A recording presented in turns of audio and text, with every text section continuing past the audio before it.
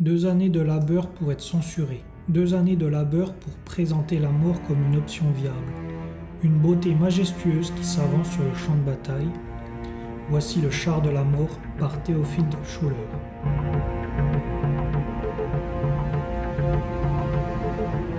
Théophile Schuler est un peintre, illustrateur et graveur français né à Strasbourg en 1821.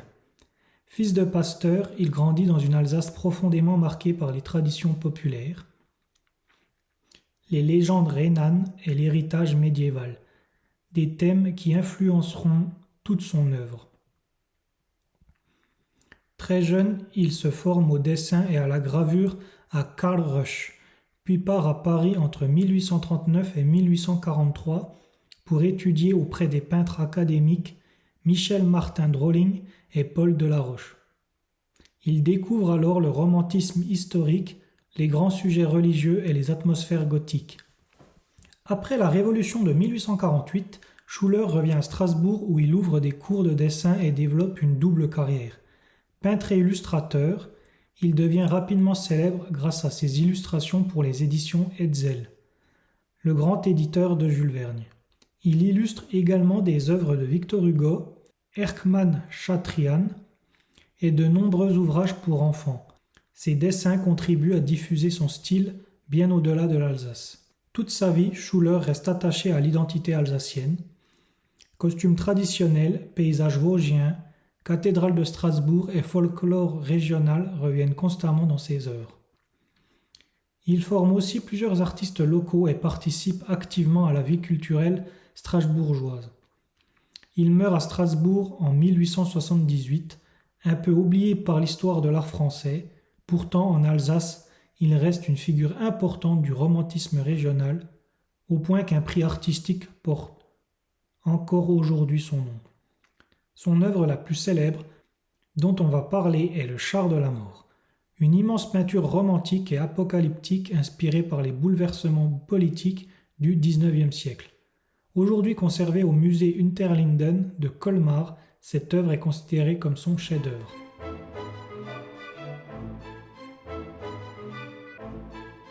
Ce tableau monumental représente un immense char traversant un paysage apocalyptique.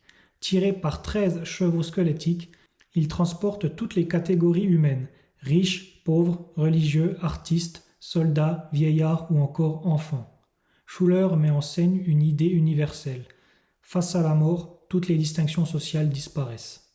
L'œuvre fait directement référence à la tradition médiévale de la danse des morts, notamment aux célèbres gravures d'Hans Holbein le Jeune réalisées au XVIe siècle. Dans ces représentations, la mort venait chercher chaque être humain sans distinction de rang. Ici, Schuler reprend cette idée mais la transforme en vision romantique et profondément pessimiste du XIXe siècle. La composition est organisée sous une forme pyramidale. Le regard du spectateur est naturellement attiré vers le sommet du char où apparaissent plusieurs allégories. La poésie représentée par Dante, les beaux-arts, les sciences, ainsi que le génie militaire incarné par Napoléon Bonaparte. Même les symboles du savoir, de la culture et du pouvoir sont entraînés par la mort. Le tableau agit presque comme un résumé de la société de son époque. On y reconnaît différentes professions comme des avocats, médecins ou pêcheurs, mais aussi des figures symboliques représentant la maternité, la folie ou la vieillesse.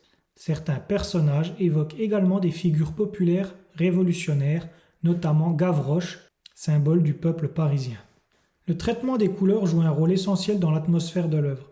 Au premier plan, Schuler utilise des couleurs chaudes, rouge, brun et orangé, qui rapprochent les personnages du spectateur et donnent une impression de vie encore présente. À l'arrière-plan, les tons deviennent froids et sombres, plongeant le paysage dans une ambiance funéraire et presque irréelle. Le personnage le plus troublant reste l'ange de la mort. C'est le seul qui regarde directement le spectateur. Contrairement au chaos qui l'entoure, il demeure immobile, calme et impassible. Son apparence rappelle les statues grecques antiques, renforçant son aspect intemporel et inhumain. L'arrière-plan contient également plusieurs symboles religieux et funéraires. On distingue notamment un corps crucifié rappelant le Christ, perdu dans un paysage sombre rempli de croix et de tombes. Même la signature de l'artiste est gravée sur une pierre tombale, comme s'il s'intégrait lui-même à cette procession des morts. Enfin, le tableau reflète parfaitement le climat historique de 1848. À cette époque, la France et l'Europe traversent une vague de révolutions et de soulèvements populaires. Le peuple parisien renverse le roi Louis-Philippe et la République est proclamée. Cette période de tension politique et sociale nourrit une profonde angoisse collective, visible dans la vision extrêmement sombre et pessimiste de l'œuvre. À travers cette scène spectaculaire, Schuller ne représente pas seulement la mort, il montre une humanité entière emportée vers un destin inévitable.